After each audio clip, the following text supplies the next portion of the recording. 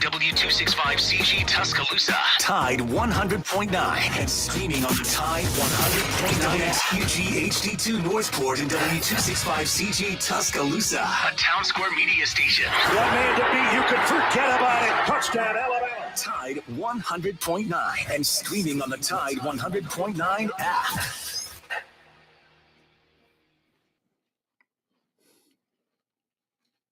Alabama 1st and 10 on the 12. Again, Houston.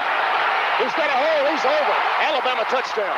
I'm just wondering if your listeners know how good a football player you were. I can still see you playing that fullback, knocking those players out of the way. And I believe I could have run behind you. Martin, I can remember when we came to summer and you playing fullback up there. And I saw you in the weight room and watched you work out in the weight room. If you were strong enough to pick up the whole weight room. I wanted to fix it, and our running back coach didn't take it. biggest mistake we ever made. The Martin Houston Show with national championship winning fullback Martin Houston, giving you 1 hour of intense, hard-hitting analysis from an insider's perspective. It's time for the Martin Houston Show on your home for Alabama sports, Tide 100.9, and streaming on the Tide 100.9 app.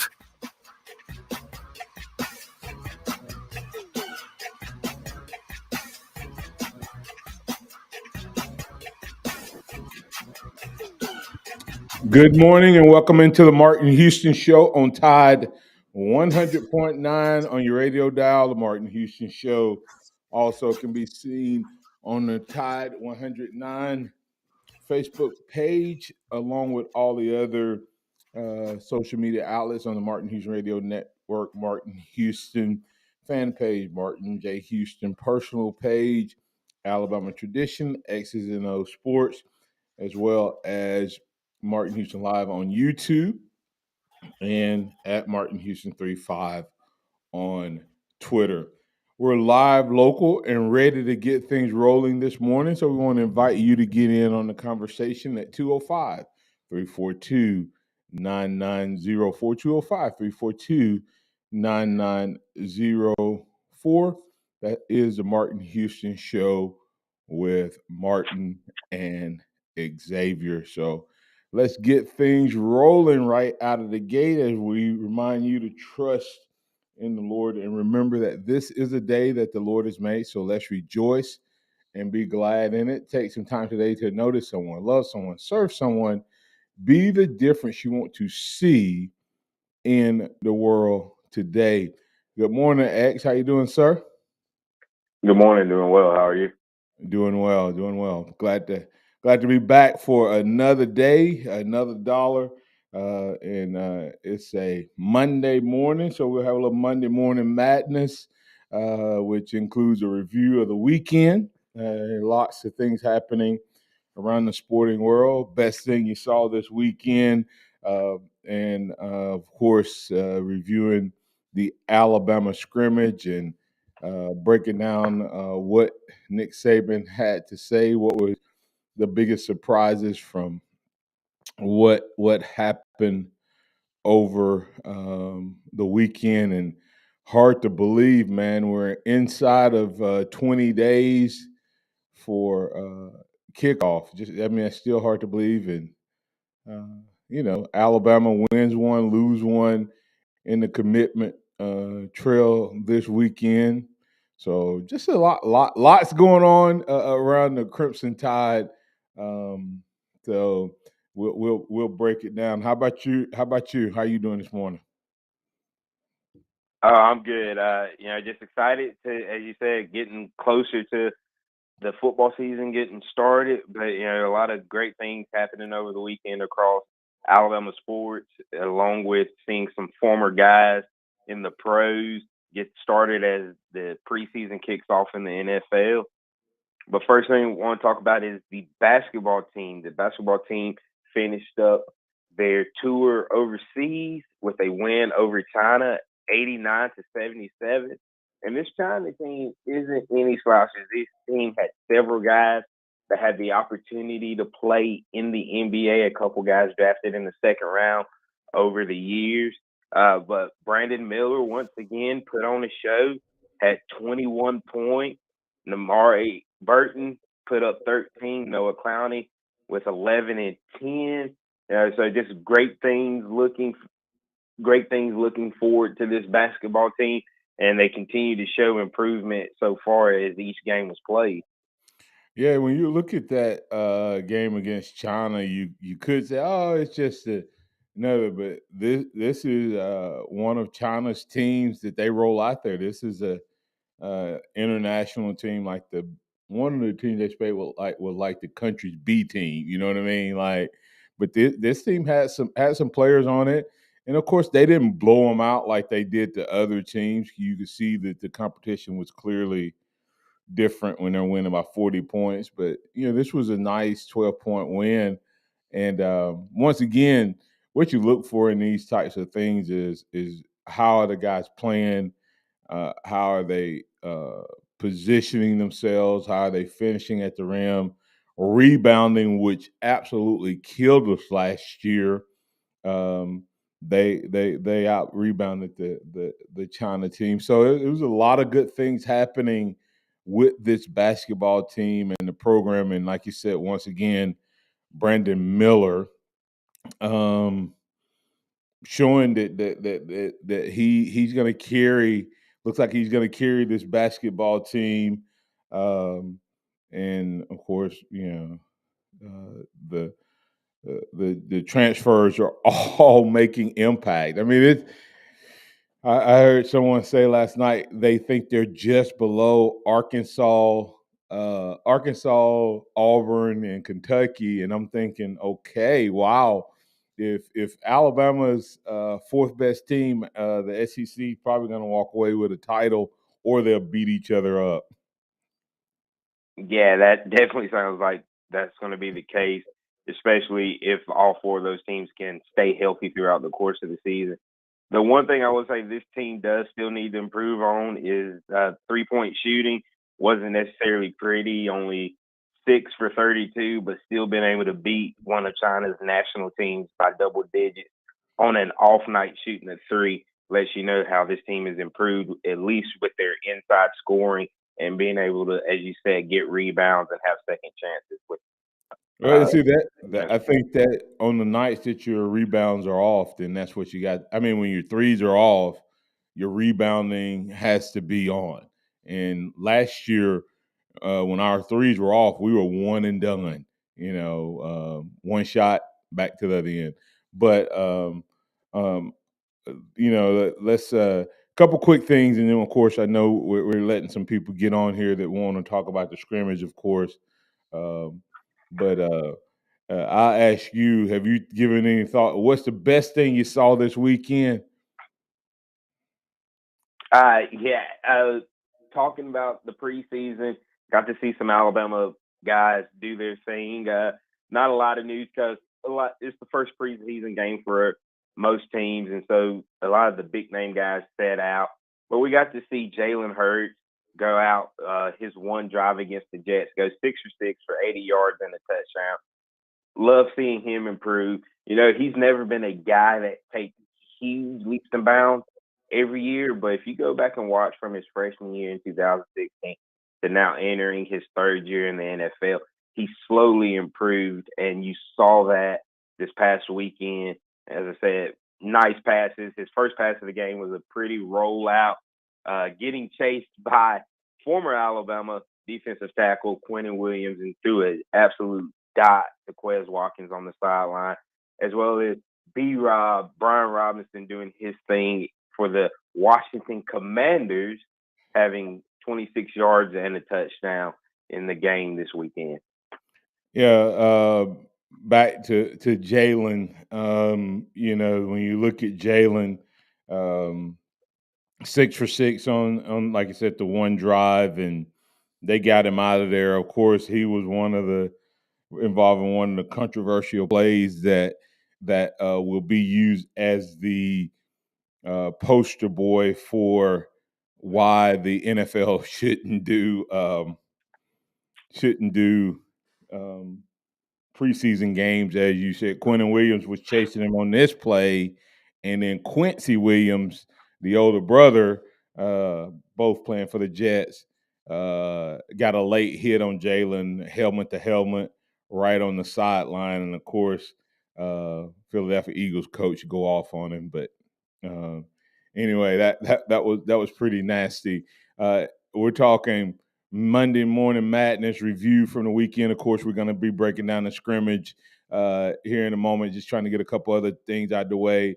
The best thing I saw this weekend was, the Texans teammate, doing the tribute of the crane in honor of John Mechie. And then, of course, the two teams coming together praying for him.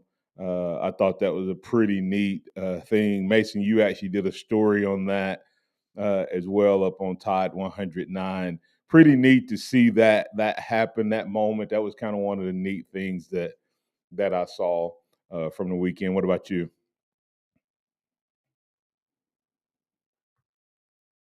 Is Mason there with us? Hey, yeah, sorry, Martin. I was trying to get that Nick Saban cut out for you. The best thing I saw, and I think I have to agree with you with the John Mechie thing. I think seeing his teammates come out there in support of him like that, and even seeing opposing teams come together at midfield just to kind of share a moment. I think that was really special, and it's really cool to see them. Just I don't know, it's neat to see stories like that in sports. Anytime there's a heartwarming thing like that, it's always good to see. Absolutely. So that was a pretty neat, takeaway from the weekend. And Mason, I know you actually probably cover softball more than we do. And before we get to break here and get back on the other side, the big news from Alabama, Alabama softball, um, losing Coach Prothrow, pitching coach, which of course, um, you have to ask your question: have they just recruited great pitching, or has Coach Prothrow been able to mature and develop these pitchers? Because that's been Alabama's mainstay. When the hitting hasn't been there and the dominant runs hasn't been there, they've still been relevant because of the pitching. How big of a blow was this? I mean, I definitely think it's a massive blow to the softball team. I think this whole offseason as a whole has been just an unfortunate situation. They've had a lot of girls transfer out, and now we have a big time coach leaving the program, which good for Coach Fran Brakel Prothro. I think she's getting a great opportunity to go lead Memphis. I think she's more than deserving of a head coaching job. You look at what she's done in Alabama, but back to your point of whether or not it's Alabama's been recruiting great pitchers or whether it's been the coaching, I think there's a little bit of give and take with both there. I think they have recruited great pitchers, but I think that she has been a fantastic coach, and it's definitely going to hurt the program to lose her. They've got a tall task replacing her on this staff. Yes, yes, yes, they do. So uh, I'm sure there's a lot more to go in terms of what's happening in the softball world, but that is definitely a big blow as Coach Prothrow heads up to the Memphis University, but Memphis to coach, head coach after 11 years on the staff and another 4 years as a player. So big time. She's been part of the program for you know off and on for at least 20 years. So that's almost 20 years. That's a big blow for the Tide, but wishing her nothing but the best. Coming back on the other side, we'll break down football. We'll get you in on the conversation. We'll break down the scrimmage. Nick Saban mentioning a name that none of us has mentioned on this show. Local kid. Alabama also getting a 3-star tackle. With must be something special about this kid. Nick Saban taking a commitment from a 3-star when he already has several big-time 3-stars at that position. I mean, 4 and 5 stars at that position. What's special about this kid? We'll break that down. And also losing a commitment to the Gators, or did we lose a commitment to the Gators, or did he just have Alabama in the list? You never know with that stuff. So lots to talk about, and we'll talk about it right here on the Martin Houston Show with Martin and Xavier. I had low back pain that was due to herniated discs. Meet Dr. Justin Garzone, another satisfied patient who found regenerative medicine at QC Kinetics. Over a very short period of time, the pain went away completely, and I've had absolutely no symptoms or pain since my treatment. Before Dr. Garzone found QC Kinetics, he was looking at all the old school pain treatments. It was recommended that I have steroid injections done, but then unfortunately my insurance company said that I would have to do 3 months of physical therapy first, and I needed to get better quickly. With QC Kinetics, the doctor got lasting relief with no downtime. I didn't have to take any medications during my treatment. I avoided surgery, and I am now pain-free. Don't live with chronic pain, and don't go under the knife. Call QC Kinetics, the nation's leader in regenerative medicine, for a free consultation. Call QC Kinetics, 205-686-1941. That's 205-686-1941. 205-686-1941. It's the Tuscaloosa Community Calendar, powered by Pepsi.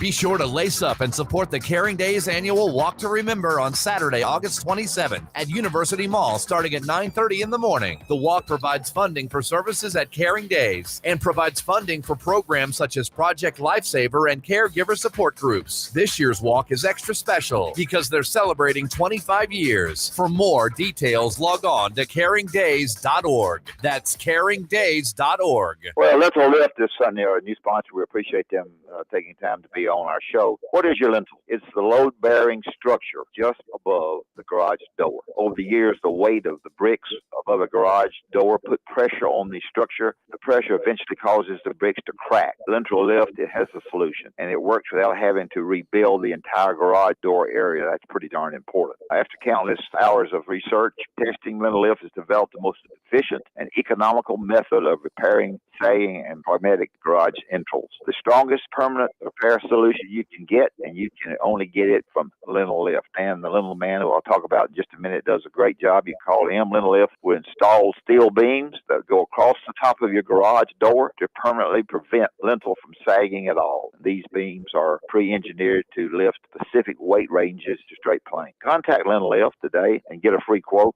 205-858-LIFT, 205-858-5438.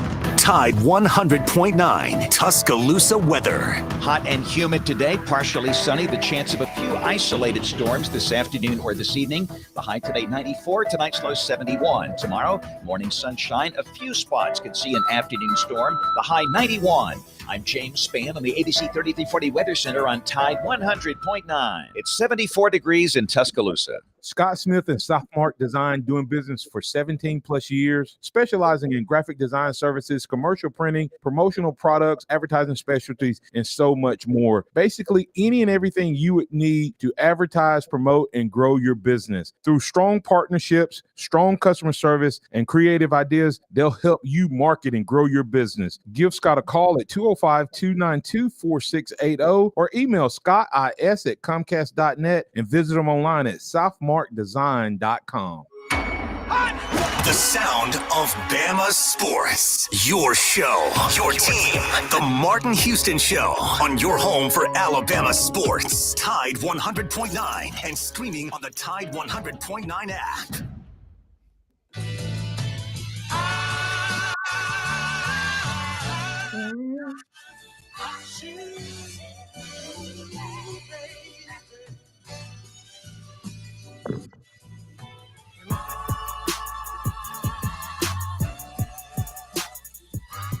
Show with Martin and Xavier. We are going to talk a little bit. Again, Curtis Lewis says that Alabama needs to hire a new hitting coach for softball. As we stated, that pitching has always been very consistent, but the bats have disappeared at times over the recent years. So I don't know who the softball coach is for the batting coach is. Mason, do you know who that is? And what is your opinion on having a new hitting coach? I do not know who the current coach is at the moment.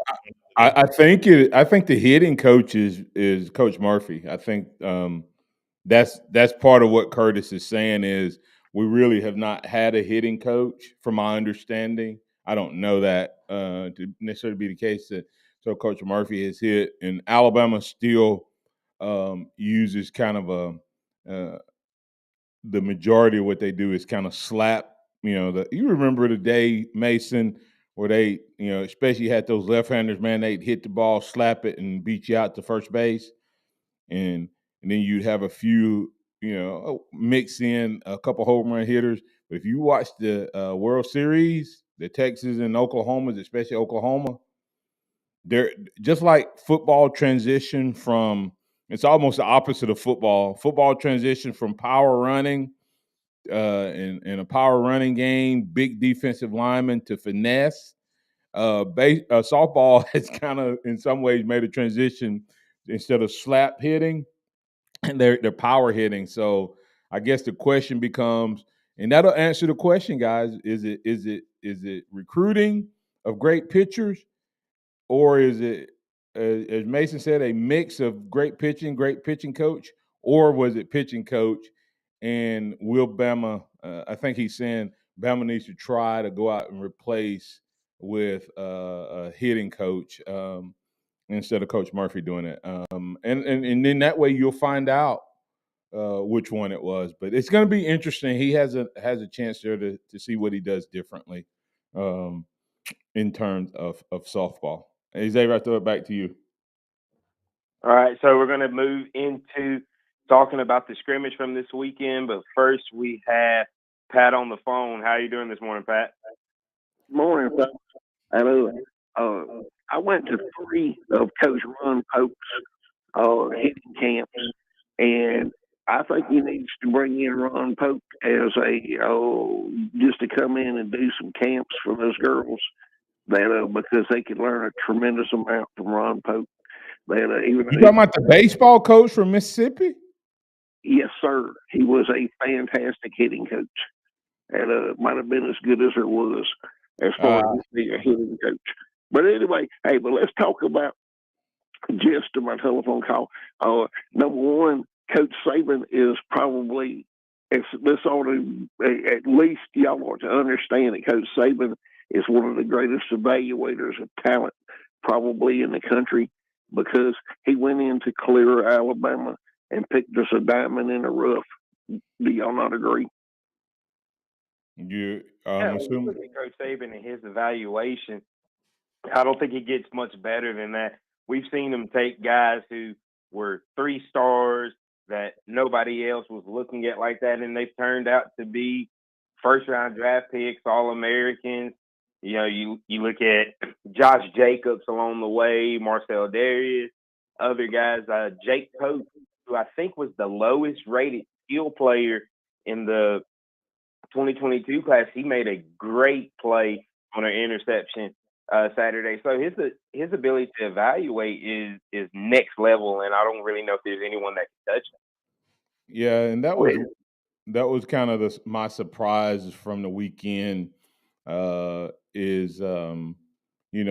talk a lot about who's going to do what and what receivers you're going to do what, and once again, sometimes us Bama folks get blinded by the local kids, or blinded to the local kids.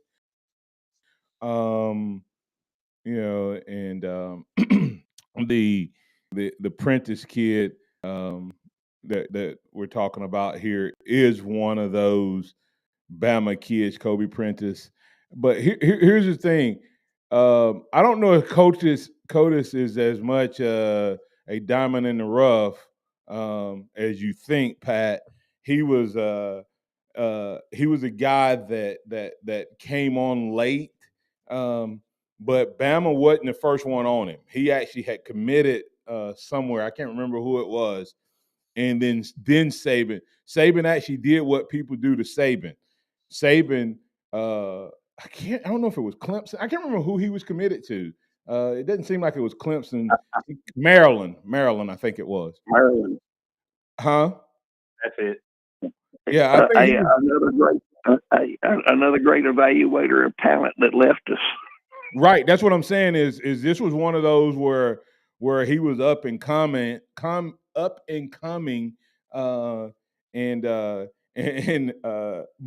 I'm talking about us. when we got him, we probably looked at. I'm just talking about Bama fans in general. Sometimes when we get Alabama guys like that late, we assume it's Nick Saban making a move to get somebody else or to protect himself. But it looks like this was a legit, pivot by Coach Saban. But this young man, when you talk to Hank South about him, Hank said that he was continually rising up the chart as he went throughout his senior season. So not a surprise, just a guy that we didn't talk about. Okay. Now, hey, let's talk about the West Coast for a second.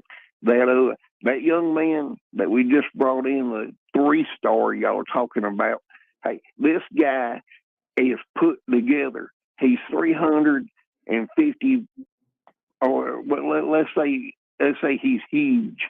And some coaches have him listed as 6'7", but this guy Martin can pull. He has great feet, and can you imagine a 6'7", 350-pounder that can pull and knock the crap out of a defensive end that weighs 230? Okay, hey, I mean, Coach Saban has done gone out and found us a big boy. Hey, so I think y'all are all wet on these 3 stars that y'all not trying to get.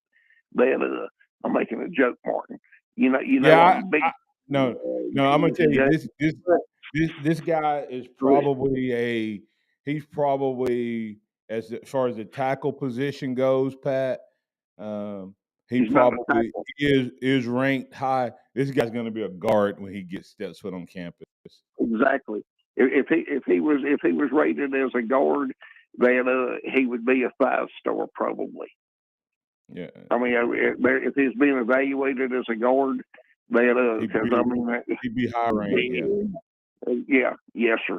And anyway, it has a whole lot to do with these prognosticators that we got out evaluating talent across the country. That they need a little work, especially on the West Coast. Hey, y'all have a great day, and go ahead. No, you're fine. Thanks, Pat. X, as we talk about, the young man from California has 6'6", 345 tackle. But the reality of it is, as a tackle, they may have him rated perfect, but that's also the thing that Saban does that people don't always understand. I like I said, I looked at the guy and I said, okay, with the tackles he has in this class, Alabama could end up with 4 of their linemen being 6'6" or taller 2 or 3 years down the road with the class he's signing next. Yeah, you look at this offensive line class, they are absolutely massive. You're talking about Wilkin Formby, the local kid from Northridge High School, standing at 6'7", 300. You look at Aileen, the big foreigner, 6'6", 325. Raquez McElderry, 6'3", 345. Miles McVeigh, 6'6", 350. Ryan Polito, 6'6", 340. These guys are massive. And just to show that Coach Saban is putting emphasis back on getting big and mean on that offensive line is very impressive. And I don't know if there's been a signing class Alabama has that can compare to this. Yeah, it's a bunch of big boys.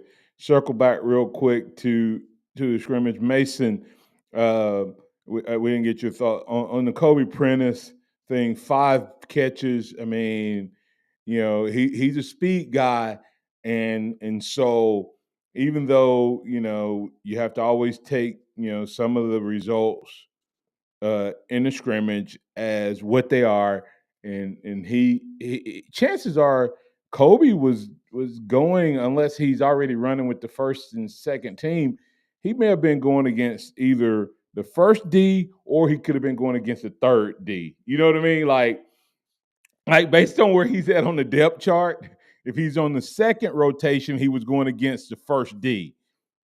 If he's third on the rotation, he was going against the third team. either one of those says the following. If he's going against the first D, then he's going to quickly find himself in the rotation. If he's going against the third D, Saban is going to reward him, and he's going to find himself promoted up the depth chart. And or the fact that he's a speedster, he'll be returning kicks or have an opportunity to return punts or something. So that'll be huge.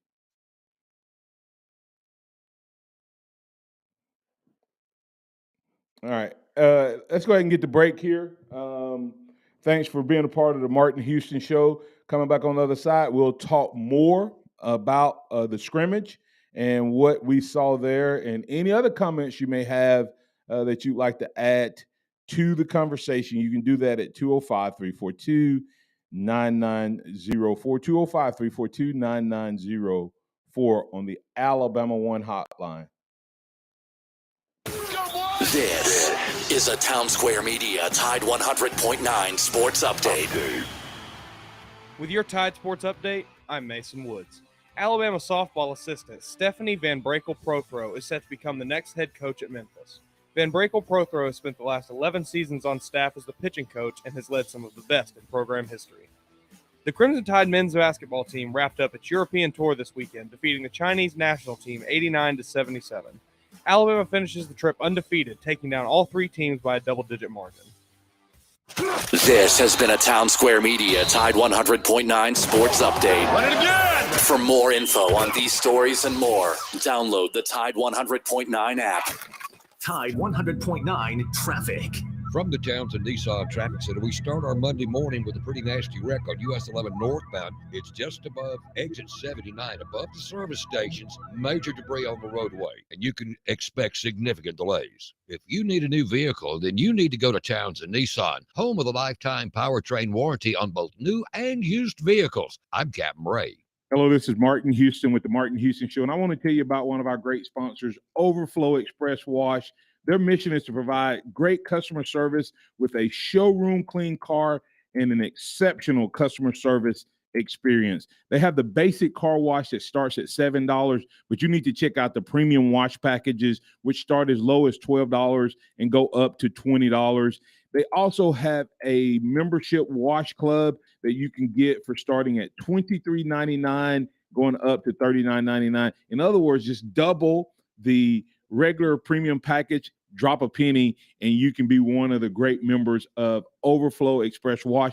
My family and I keep our cars looking good inside and out by using Overflow Express Wash. They're located on Skyland Boulevard right next door to Alabama One, or you can find them online at overflowexpresswash.com. Andy Phillips and his team look forward to making you a part of their team. Nick Saban calls it the process. John Maxwell said that everything rises and falls on it. And Coach Wooden said it's what you learn after you think you know it all that makes the difference. What am I talking about? Leadership and personal development. Is your organization, your school, your church, your family, are they receiving the proper level of leadership development and personal development? If not, the Empowerment Center for Leadership and Mentoring can help you with that. We have our Pep Talks, which is a 1 to 1.5 hour lunch and learn, which we can customize to meet your needs, or we have some topics that we present that we know can help your organization. And if you're looking for one-on-one mentoring and coaching, we can also assist you with that. Visit peptalks35.com. That's peptalks35.com, or send an email to martin@martinhouston.org. That's the Empowerment Center for Leadership and Mentoring.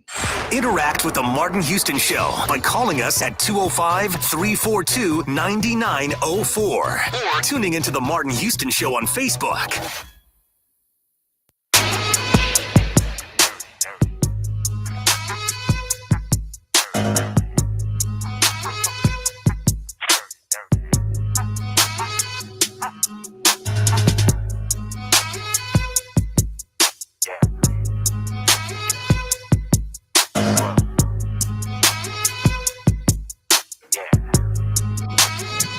Welcome back into the Martin Houston Show. We've got some quick audio from Coach Saban and the cornerbacks and how they performed this weekend.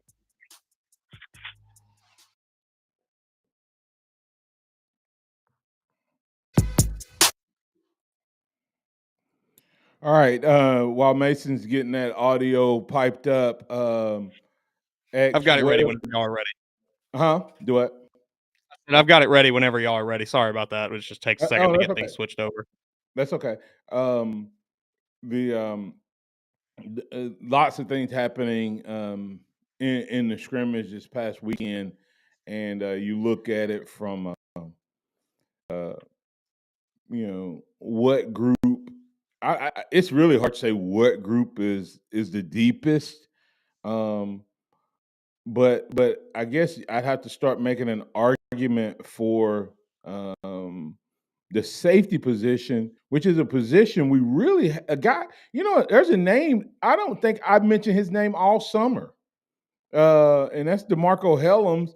Like, I totally forgot about him being back there. I've been talking about Jordan Battle and Branch and Malachi and maybe a couple other guys jumping in there, but I'm gonna tell you, I love the way Hellum plays. Hellum is still kind of the head hunter, physical guy back there. With Battle and Hellums, man, those two guys will lay some lumber. Yeah, and he's earned a nickname from Battle and some of the other guys as Hitman Hellum. So that just lets you know how they feel about him and what they think he brings to the team. Yeah. So do what now? No, just it's exciting when you think about this, how his teammates are talking about him, because he is a guy who had the opportunity to leave and go into the NFL draft, but decided to come back. Didn't want to go out that way with the loss of Georgia in the national championship game. So just that level of experience and his ability to lay the lumber, as they all say, is going to be big for this Alabama defense as well. Yeah, and think about like I said, I hadn't even really thought about him in terms of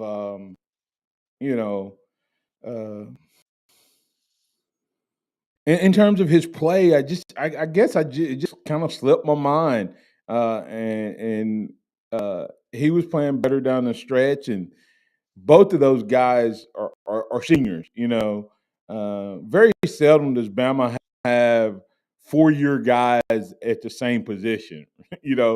And so with that, all of the things that safeties have to learn to do, from the communication side of things and getting guys in the right place and all of that.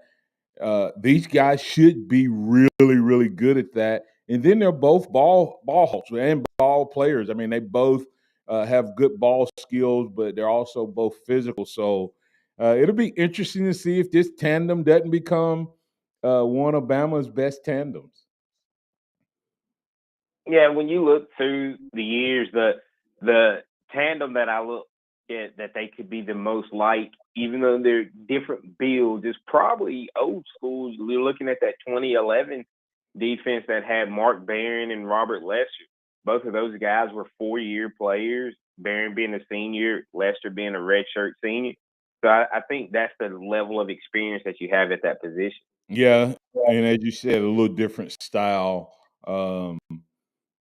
in terms of that. But a very interesting day from the scrimmage has to be what happened with the other grouping that we call DBs, and that has to be the cornerbacks. Let's see what Coach Nick Saban had to say about the cornerbacks after Saturday's scrimmage. Kool-Aid did okay. Jerry Arnold has done a really good job so far in camp. Eli Ricks is still trying to learn, the defense so he can go out there and play with confidence. Kyrie is out, so he didn't participate today with a little bit of a groin injury that hopefully won't keep him out long. And so, some of the young players are, coming along. We moved Antonio Kite to corner, which I think is a natural position for him, and he's done a pretty good job there. So, I'm sure that if you ask them, that all say there's things they can need to improve on. When I watch the film, I'm sure I'm going to be talking to them about what they need to improve on as well. But I think the big thing is keep people cut off, don't give up big plays. That's got to be a critical piece for what we have to do, at the corner position. Yeah, when you listen to Coach Saban say that, the thing he didn't mention was who ran with the ones, which was Kool-Aid McKinstry and Terrion Arnold, because Kyrie Jackson was out with a minor groin injury. So Terrion Arnold running with the ones, Eli Ricks was running with the twos, which is very interesting. Now, there's been rumors that Ricks has struggled to take grasp of the defense and things of that nature, but that also lets you know how Terrion Arnold has been one of those guys we've talked about throughout the offseason, saying, hey, he needs to be on the field. They got to find the place for him to bring his talent and playmaking ability and use it. So I thought that was surprising, at least, of the scrimmage outside of Kobe Prentice being the wide receiver mentioned.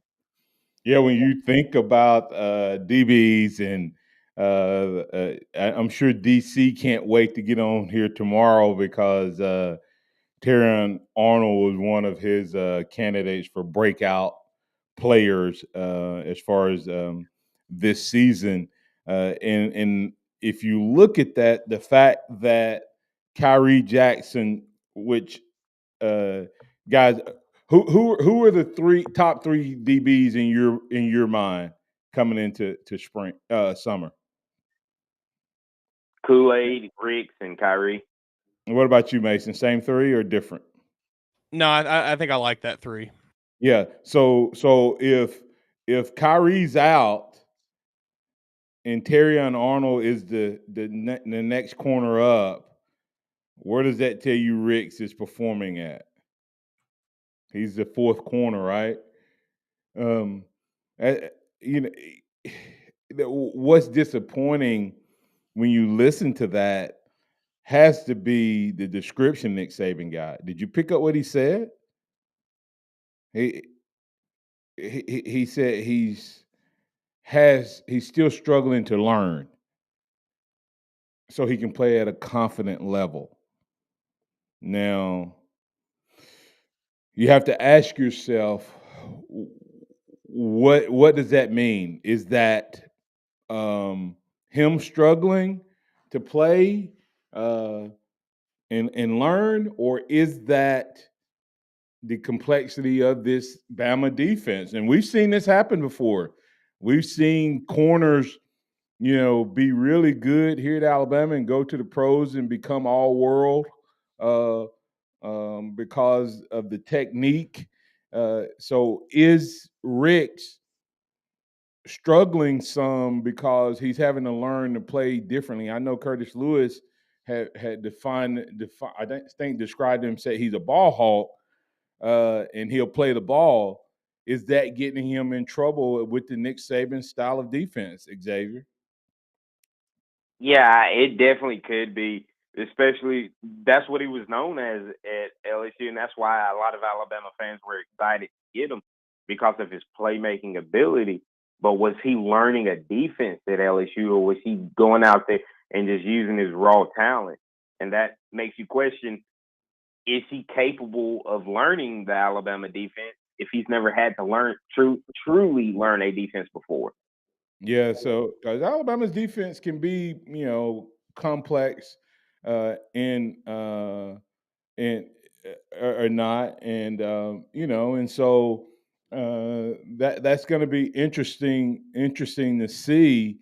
Of course, Curtis Lewis said Ricks never practices well, and we actually talked about that. Can he practice good enough to get on the field? Because there are some guys, man, and that's unfortunate. There are some guys who just they need the lights, they need the glamour, they need the glitz for you to see the best of them. And sometimes they don't ever get to the glamour, the glitz, and the lights because they don't practice well. But to me, not practicing well and not knowing the defense could be two different things. So you have to try to read between the lines. Is it the fact that Nick Saban said, learn it to the point that he can play consistently and with confidence? Does that mean that he knows the defense, Xavier Mason? Does that mean he knows the defense? He's just not sure if he knows the defense. Because Nick Saban said so that he can play with confidence, which means that it may be as much in Rick's head as it is anything. He definitely could be out there second guessing himself when it comes to knowing where to be, knowing when to let the guy go and play the flash and things of that nature. And that also could be attributed to his play style, being a ball hawk, not taking chances in this Alabama defense when it's not built for that. Yeah, Mason, you have any thoughts on that before I close out this segment? Yeah, I think there's a lot to that. I think Nick Saban, you've heard in the last few years, especially, really kind of highlight in these press conferences the the anxieties and the kind of fears that these new players have coming into this program where, they're coming into a program that's established. They're coming into Alabama. This isn't a place where you just come in and take over day one. So I'm sure there's a lot of things that kind of, a lot of things running through his head about, I don't want to ruffle any feathers, things like that, So I think just the anxiety of kind of being a new player here is probably wearing on him a little bit, and I think we'll see that start to wear off as we get further and further into fall camp. Yeah, and that's the key is he didn't seem to say anything negative about him not being able to play. He said so that he can play with confidence, which tells me that it's probably as much about Rick out there second guessing. But the other part is a guy like him that doesn't learn that discipline, you can get him on double moves and things like that. So you wonder what about his game that he's struggling with? Is it and I'm gonna tell you, guys, just being honest, it frustrates me to see our DBs run down the field. Because it's like the ball's in the air and they're still looking, and then they turn around the last minute. And you can't complain with the results. But I'm not sure the results wouldn't be better if we taught better ball, skill, if that makes sense. If we played it differently. And the reason this works, I tell you what, let's go to break here and come back and pick up on that conversation. Is this one area, is this DB conversation, the way we do our DBs and train our DBs to play the ball, do we need to relook at that because of how the college game has changed? We'll talk about that on the other side right here on the Martin Houston Show with Martin and Xavier on Tide 100.9. Here's what's trending on the Tuscaloosa thread. Good Monday morning. Tomorrow night, the Tuscaloosa City Council is expected to vote on the University of Alabama's request to sell liquor at on-campus athletic events. A public hearing on that request set for 6 p.m. in City Hall's council chambers. District 4's Lee Busby expects opposition from some residents of the historic district adjacent to the west side of Bryant-Denny. Pending approval, the final hurdle will be getting the Alabama Alcoholic Control Board's okay. Don Hartley, Town Square Media, Tuscaloosa. Hello, this is Martin Houston with the Martin Houston Show, and I want to tell you about Tuscaloosa Custom Curbing. If you're looking for a way to add value to your home, make your flower beds pop, make your landscaping stand out from your neighbors, then Tuscaloosa Custom Curbing can help you do just that. They have numerous styles, but they feature the Moroccan Stone Curb series, which includes 4 great styles and unlimited color choices. That's Tuscaloosa Custom Curbing. They are the one that can help you stand out from your neighbors. Tuscaloosa Custom Curbing, 205-331-6823. You may also find yourself with the need for a custom size stone or custom shaped stone. Then Tuscaloosa Custom Curbing can help with that as well. Paul Fuller and his team are waiting on your call right now for that free quote. And if you tell them that Martin Houston with the Martin Houston Show told you to stop by, you'll get a big discount. So call Tuscaloosa Custom Curbing at 205-331-6823 or visit them online at Tuscaloosa Custom Curbing, LLC. You want a fair price on your next vehicle purchase? Then shop Townsend Nissan, your family in the car business for over 30 years. And yes, Townsend Nissan is the home of the lifetime powertrain warranty on new and used vehicles. Now that's peace of mind. And yes, at Townsend Nissan, all cars, trucks, and SUVs are clearly and fairly priced for your shopping pleasure. And yes, Townsend Nissan wants and needs to buy your current vehicle today. The bottom line is Townsend Nissan loves to say yes to you, the consumer. Shop TownsendNissan.com. Buy local. It matters. Shreveport's Comic-Con GeekCon returns this August. The U.S. Air Force's GeekCon 2022, presented by Pizza Hut, is back at the Shreveport Convention Center August 19th through the 21st. This year's guest list includes Scream and Scooby-Doo star Matthew Lillard, Scream and Riverdale star Skeet Ulrich, reality TV star Dog the Bounty Hunter, plus stars from The Walking Dead, the Marvel Cinematic Universe, and pro wrestling superstars. Find the full lineup, ticket info, and more at geekcon.com. It's back to school time, so here's a lesson in big wireless hype. Flashy phone plan deals usually don't add up to actual savings. Graduate to Straight and get our Silver Unlimited plan with unlimited high-speed data and 5 gigs of hotspot data for just $45 a month. Plus, get a Samsung Galaxy A13 5G for only $149, all on America's best 5G networks. Unlimited data, less money, no-brainer. Straight Talk Wireless, no contract, no compromise. 5G capable device required. Actual availability, coverage, and speed may vary. A month equals 30 days. See latest terms and conditions at straighttalk.com. Keep it locked into Tide 100.9 for more of the Martin Houston Show with Martin Houston and X's and O's Sports, Xavier Houston.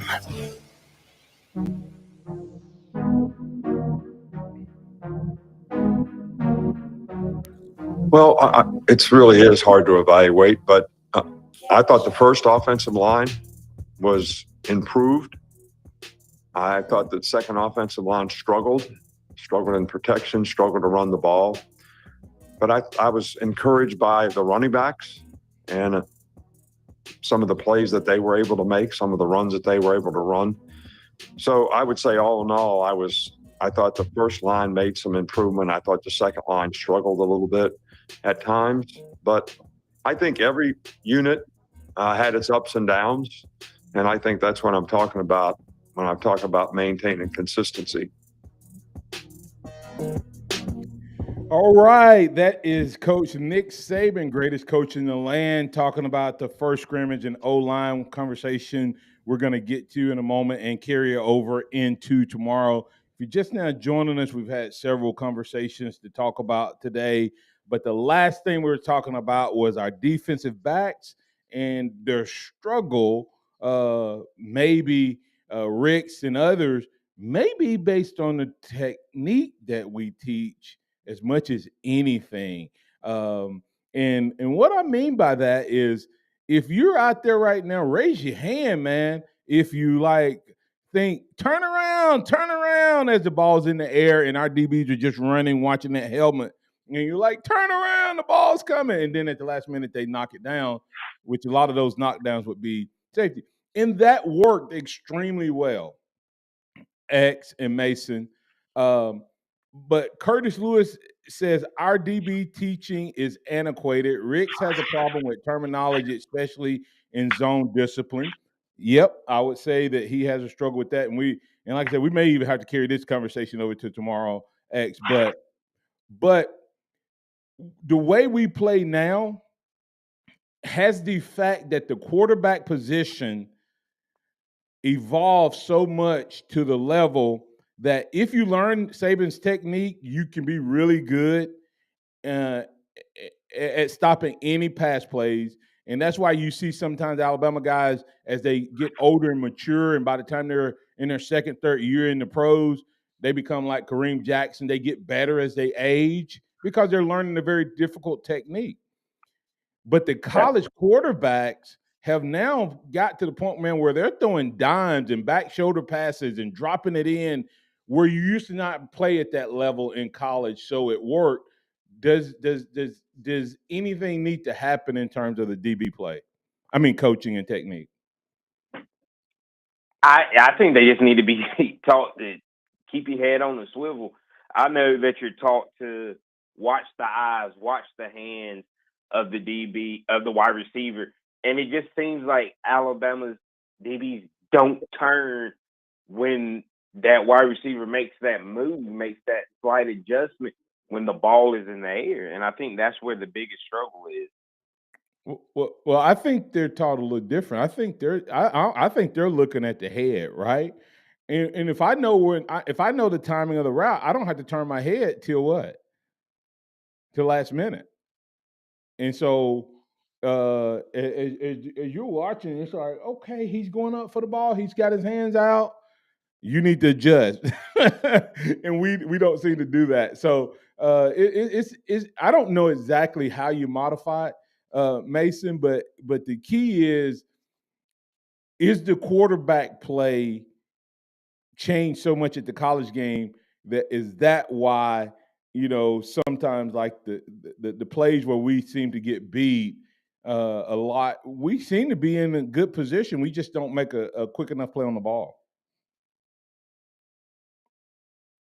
Yeah, I mean, I definitely think, I do think that happens sometimes. I think when you look at kind of the evolution of the quarterback, you've got a lot more guys now that are throwing their receivers open, using their arms to throw guys open. So I can imagine if you're a corner, if you're a safety, whoever, that's pretty hard to defend against. If you've got a guy who is not only trying to beat you, the receiver trying to beat you, but you've got a quarterback who's trying to beat you with his arm as well. So I think that we probably will start to see, if we haven't already started to see, a sort of shift in the mentality of quarterback coaching. Yeah, and when you look at it, X, and I'll let you respond, and then we'll get ready to get out of here. But you look at the maturation of the quarterback position, and the fact that and it's not that the technique doesn't work, because you guys in the pros that play it. It's just, can you learn it to the level to be as proficient as you could be? Could you teach a different technique? The thing of it is, will you be better prepared for the pros? And that's the question I don't know. And I know Nick Saban has stuck with it, and we've had some great results. But I always go, man, dang, sometimes it look like we could be even better at DBs and we could have a lot more interceptions. When you look at the guys that can get it and get a hold of it and learn it, I think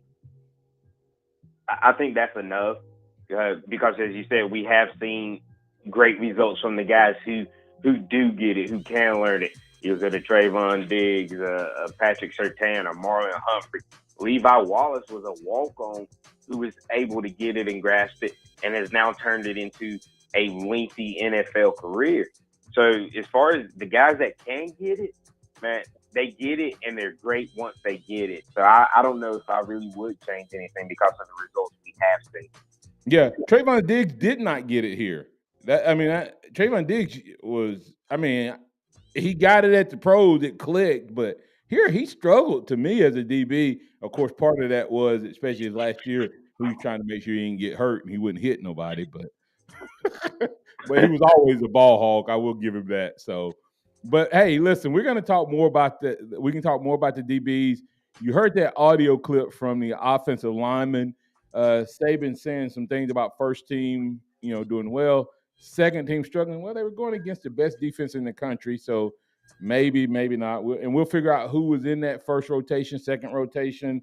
He's talked about the running back play. We'll add all of that to the conversation on tomorrow. We'll add DC, Capstone Report, to the conversation, and we will continue to cover the Alabama Crimson Tide right here on the Martin Houston Show. Remember this: trust in the Lord always, lean not your own understanding. All your ways acknowledge Him, and He will direct your paths.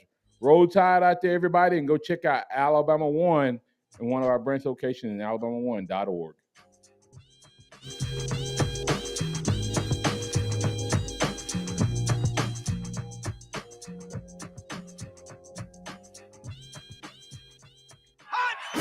Thank you for listening to the Martin Houston Show on your Have a good one, Martin. Alabama sports. Tide 100.9 and streaming on the Tide 100.9 app.